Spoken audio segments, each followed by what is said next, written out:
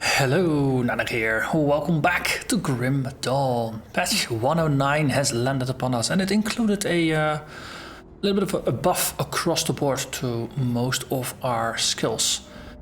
It seems like whatever the devs have in store for us for the expansion is going to be pretty brutal with slight power level increases to the characters, some slight nerfs to monster resistances, and some defensive bonuses to a bunch of the devotions. Also, before the episode recording started, I was shopping around. I was looking for a couple of these Spirit Bane ointment flasks. They last 450 seconds and they give you 25% ether resistance.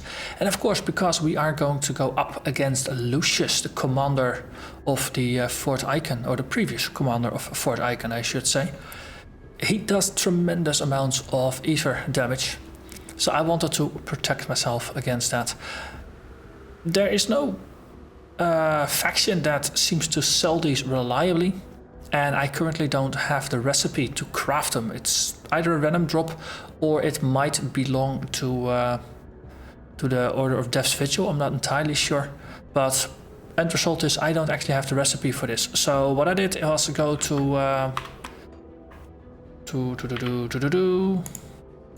what's that city again? The Homestead. Do Isaiah, the rare commodities vendor in the left side of town, he always sells 2 special flasks in the flasks where the tap where the medals and stuff always are.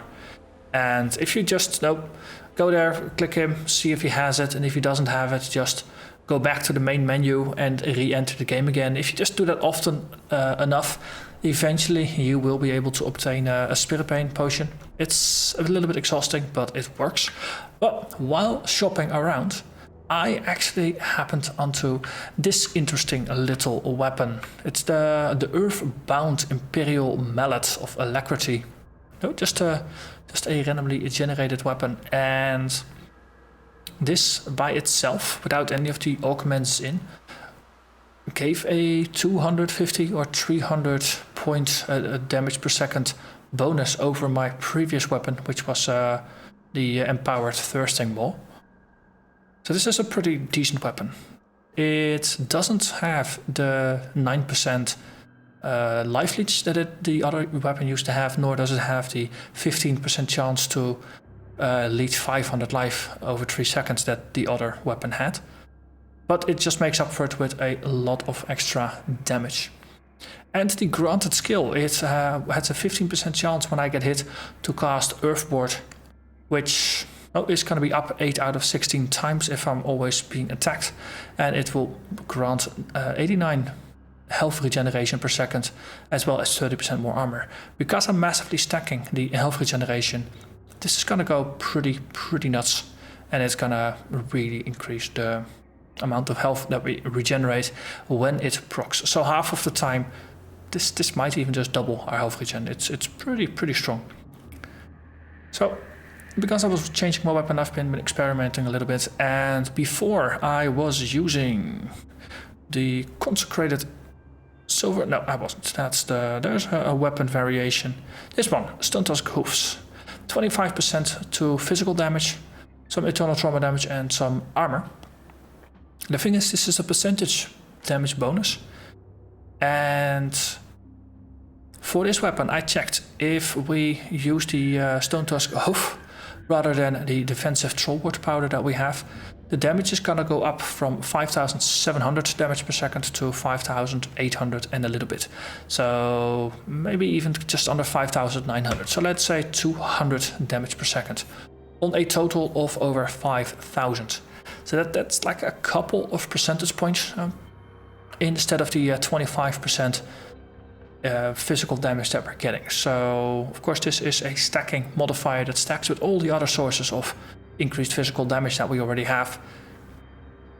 But of course, if you stack a lot and you stack a little bit more on top, in the bigger picture it's not going to matter all that much. So for that I've actually removed the Stone Tusk Hoof from both the shields and from the weapon, and we're now using Trollwort powder which increases the size of our health pool. It gives us a little bit of health regeneration per second, and it increases our overall health regeneration. So now our base health regen is 363 rather than 327, I think, that we were at before. So more defensive, slightly larger health pool, and we still do more damage than before, and we have the Earth Ward now that triggers. The Spirit Bane Potion is going to be useful against Commando Lucius when we take him on, and that's going to be, of course, the massive boss fight for this episode. Our other resistances are in a, well, I would say pretty decent shape. Chaos is still a little bit on the low end, it's 56%, but we do have the lot-bound ointments for that.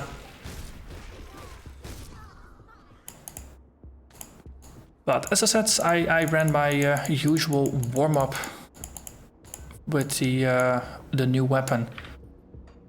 That's the round that would basically become my standard warm-up round. So we go to the Pine Barrens and run out past Mogara, the beastie to the west, and then kill old Bloodbriar and the Spider Queen. And there's a decent number of heroes in the area as well.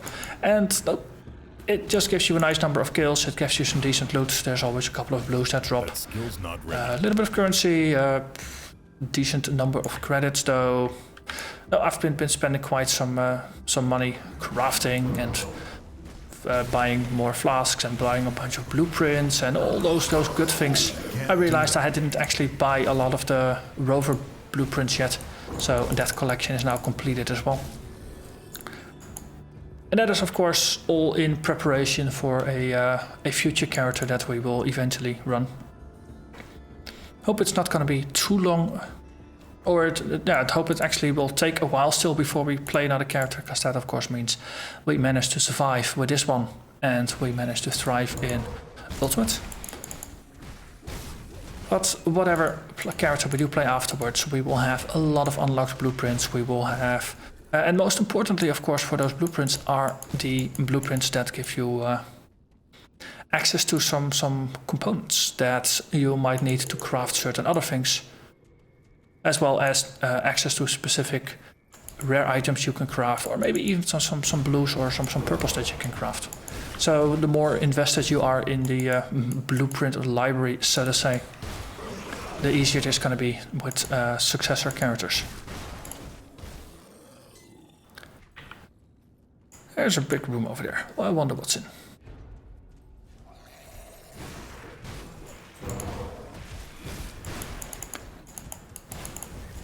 I can't do that yet.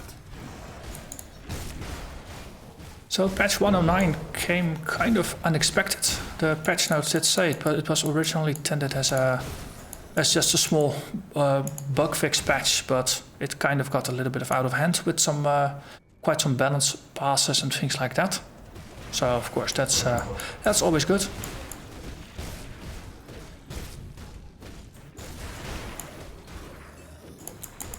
I can't do that yet. There's one thing that the Markovian's defense. I think it used to reduce the total damage by -27%. It's now only -18%, so it actually got a lot better and a lot more interesting to increase to decrease rather the recharge time on Overguard, and to decrease the penalty to the damage you get while Overguard is up with that decreased duration. So if we ever find ourselves really wanting to rely a lot more on Overguard in order to basically to survive,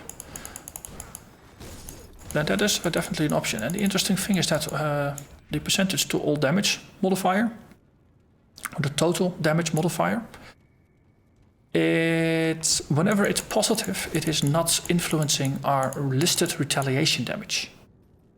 So I wonder if it's negative, if it gets the same treatment. In which case, of course, if we're turtling up behind an Overguard and our retaliation damage is still going to be the same, then it's it's even stronger, because one of our primary sources of damage then of course is not going to be affected. Also, there are mobs there in an area that's supposed to be empty. Also, I saw a heroic there.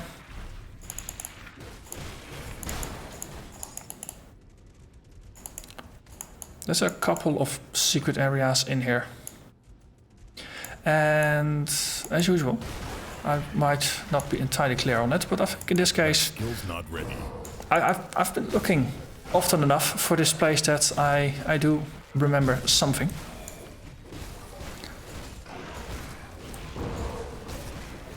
And the door actually opened itself. Also, stop trying to murder me. Seriously? Thank you. So, much better. Yeah, let's switch over to there. Of course, we gotta order a strong box with all kinds of stuff, mostly yellow items. But no, if you sell inventories full of yellow items, you do end up with quite some iron bits, which you can convert into all kinds of other useful things. So you won't hear me complain about the big bags of loot that we're getting.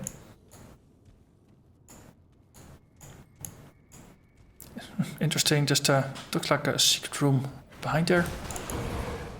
Of course, there's not really anything in there.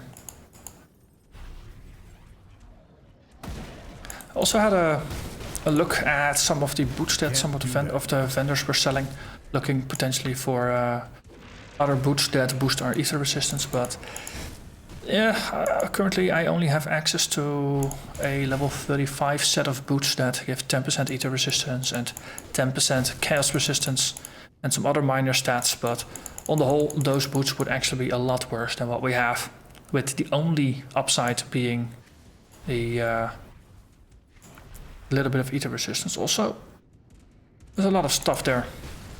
I think we want to go back.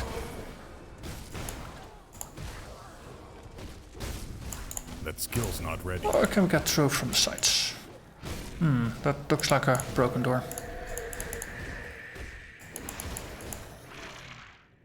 Breastplate of the Flesh Hulk. Too bad.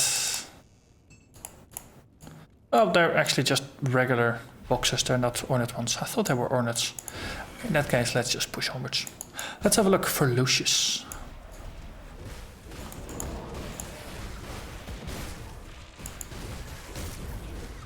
So in here, these archmages are definitely the dangerous ones.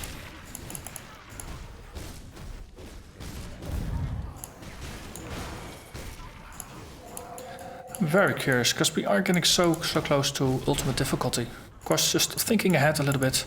On ultimate, we will be losing 25% in all of our resistances. I can't do that yet. Which is rather large amount. Also, speaking of large amount, there's a large amount of damage coming my way. Let's just put Overguard up here. Boost our regen. Because we are no longer leeching alive, so we definitely need to rely on our regen. And Overguard is a very strong bonus to our regen. One of the interesting things, of course, is that against bosses have resistances against just about everything. And I think Life Leech is also one of the things they are resistant to, and I saw in the patch notes they also got an increased resistance to crowd control effects. So, of course, if you've been following closely in the last couple of episodes, I have been removing crowd control from the build. Because, of course, the entire point of this build is damage retaliation and reflection. And if the enemy is just standing there being stunned or frozen or whatever way they could get incapacitated, if they can't attack me, then I can't really rely on them killing themselves via retaliation and reflection. I can't do so, that. With that idea in mind, I've took out all of the crowd control. Also, Lucius is there, so we keep our flask at the ready. But bolster's getting a even more resistance to crowd control. It's nice that we have even less of it, so that nerf is not gonna affect us too much. So there we go. Resistance is up. 450 seconds. Should be enough. Oh, there's an add-on here. Calderock, the Unstoppable. I see a Lucius. Let's just stand here in the corner. Calderock, come on. Okay, this dude is burning. But he's going down pretty quickly. And our resistance at 72 does help quite a bit. Of course, in Ultimate we're going to lose quite some resistances. We will need to focus on getting even better gear, boosting things even further. But first, we have to survive the encounter with Lucius.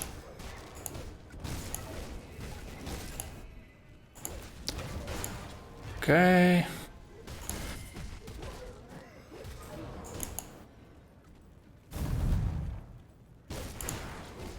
It's always useful not to get hit by meteors, even if you are pretty well resisting things.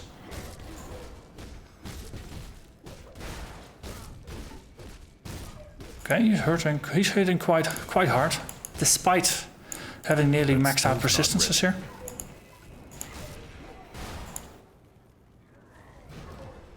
So keep in mind, I'm trying to keep my Overguard as a panic button. In addition to, of course, all the other panic buttons that this build has. There's always the life flask to fall back on. Okay, this is time for Overguard.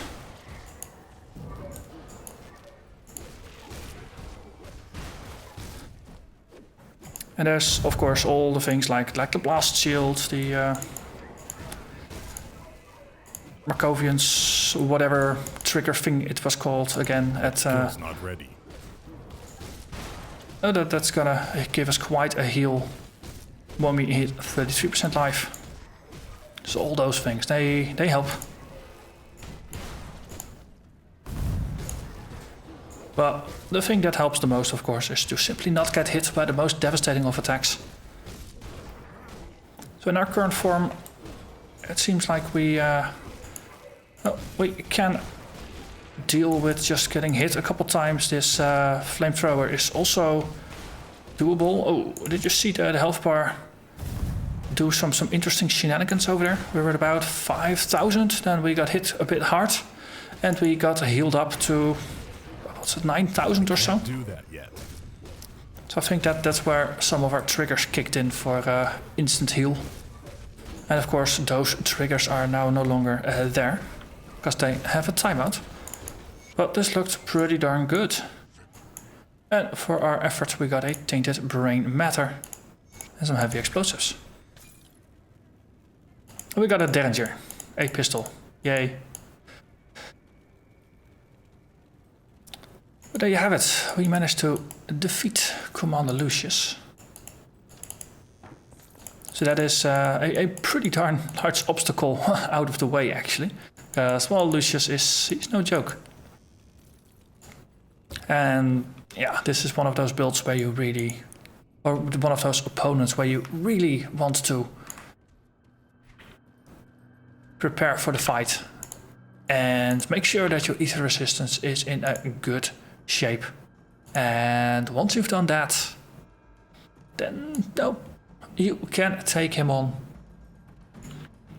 But yeah, if you're not in that good a shape, maybe shop for that spirit bane potion, shop for some better gear, craft some better gear, do all those things that will just help you get a little bit of an edge here. Or that's all, of course, from the perspective of playing a melee build similar to this, because you have no other way to deal with him besides going toe to toe, and that will expose you to the flamethrower, that will expose you to those clouds that he throws down every once in a while. So especially once you see them, just get the heck out. And the meteor attack is pretty well signaled, so just be aware of it. And now as you see, I think I didn't get hit by the meteors a single time. And if we didn't have our bags maxed already, this would be the time where that would happen. And let's empty some pockets and then we can open up a gate.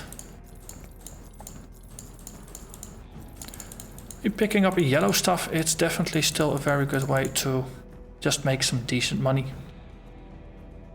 Oh, this is a not quite a bad helmet, is it? There's some health on here, there's some health regen on here. Pierce resistance, quite a bit more pierce resistance than we currently have. +2 to war cry, very good for the utility. And 11 to health regen is nice because it will get amplified to maybe 30 or so in actuality.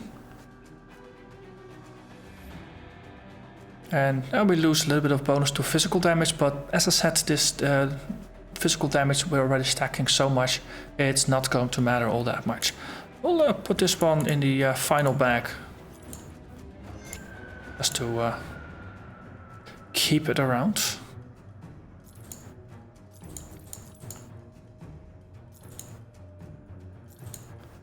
Let's see. More yellow stuff, then let's evaluate the green. Well, this of course doesn't really matter how good it is. It's not legendary, and it has almost, yeah, it's about 40% of the armor that we currently have, so no thanks. Boots, however, fire resistance, lightning resistance, and chaos resistance. Also a little bit more armor, a small bonus to all damage. Ah, that's because they both have the resistant. They're actually similar but different boots. Resistant blah blah blah of incantations. This one is also resistant of incantations. So you see that the cold and lightning resistance are the only differences. But this could definitely be considered to be an upgrade. So we'll just put that to the side and then have a little bit more of an in-depth look at it later. But that is one of the few upgrades we've sold so far. Pistols, we don't really care. Big defender shield. Very defensive in its modifiers. This will be a massive bonus to our health regen, as well as a little bit of a bonus to physique, helps with health and with regen. The physical and poison resistance are going to be a change from, well, the lightning resistance that we currently benefit from. And of course we're going to lose a lot of block chance. But what we get in return, of course, is a stalwart guardian. That's going to be taunting enemies.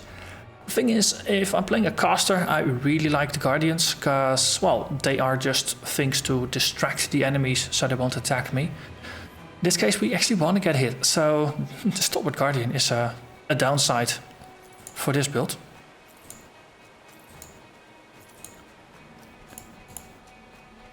So, with that, let's actually blow ourselves up an exit from here.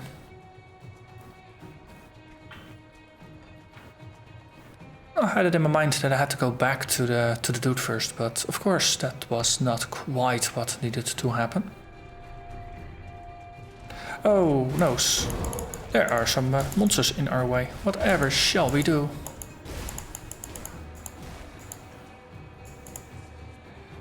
And then we blow up the barricade.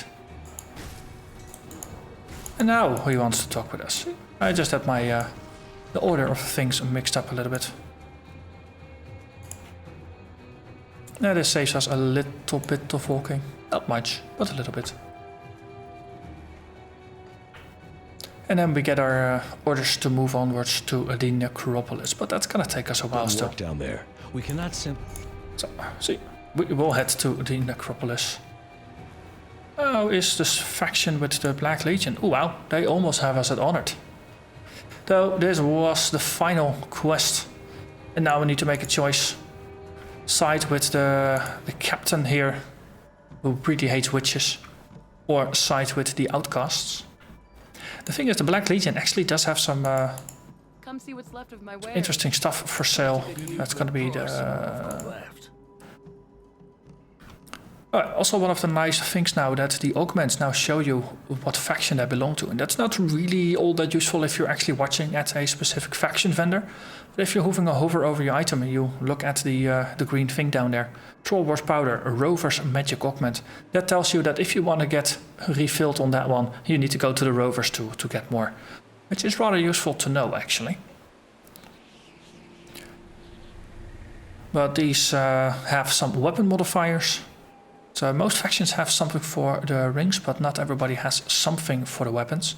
So it is nice to just get access to some more variety.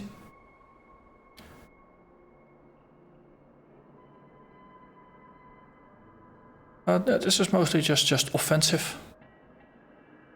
Some blueprints I don't have yet, so that's also a reason to get a reputation with them.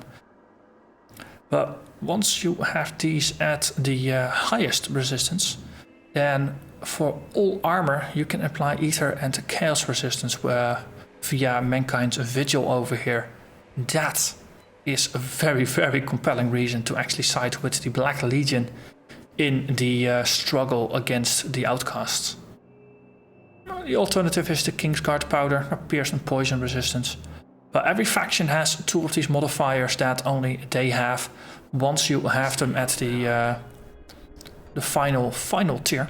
So we only need to kill 250 more beasties and then we can actually start shopping in Homestead for these things. So there's going to be a couple of resistances that we can easily fix that way once we reach ultimate difficulty. And of course we get some more damage modifiers here. That could potentially be useful as well.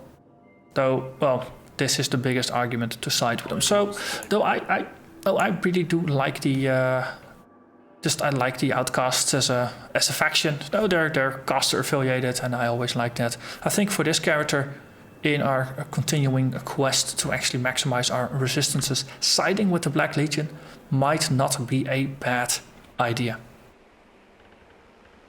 Currently we are honored with the outcasts, so I probably should just shop first, because that is something that we now actually have access to. And then after that just betray them and go with the Black Legion.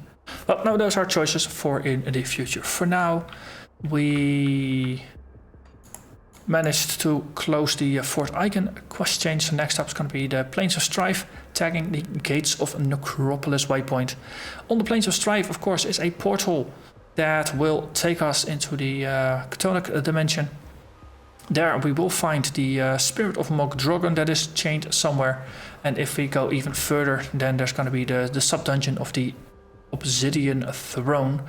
And our buddies at Kaimit's Chosen want us to slay the big bad demon that is guarding that place. So, next episode, we're just gonna go there and it's gonna be Obsidian Throne O'Clock. So now we'll go from fighting the Ethereals to fighting the Chthonics. Nice, a little bit of a variation there. And afterwards, of course, we are gonna move even closer. To the from the Gates of the Necropolis to the Tomb of the Watchers. If you take a little bit of a sidestep, then there is going to be the Black Sepulchre. It's a crypt over here that has a devotion shrine, so that is going to be useful to grab. Of course, the Obsidian Throne side quest thing allows us to complete the desecrated shrine over here. So, well, looking at our devotions, that is going to get us another 2 points. So we already got the first one of the Obelisk of Men here. Then we got the second one over here.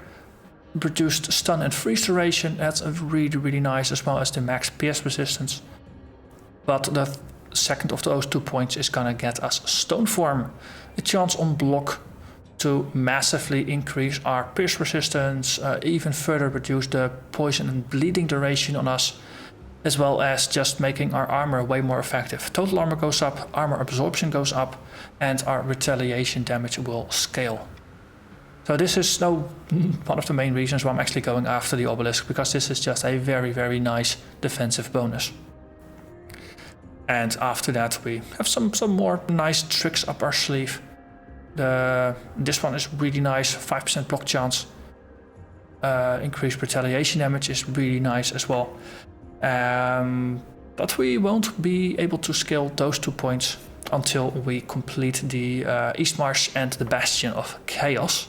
Or at least we're not going to go into the dungeon part of the Bastion of Chaos, but in the first part, of course, is a devotion shrine that we can tag.